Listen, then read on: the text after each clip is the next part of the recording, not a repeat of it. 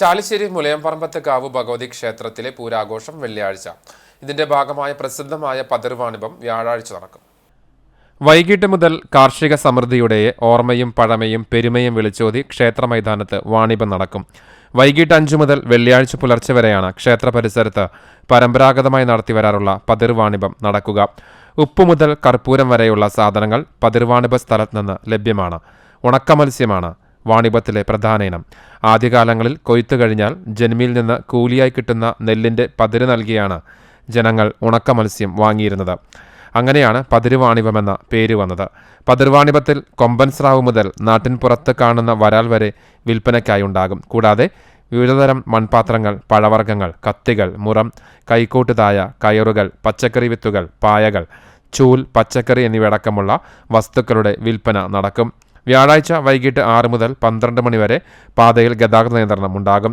വെള്ളിയാഴ്ച രാവിലെ ക്ഷേത്രത്തിൽ വിശേഷാൽ പൂജകൾ നടക്കും.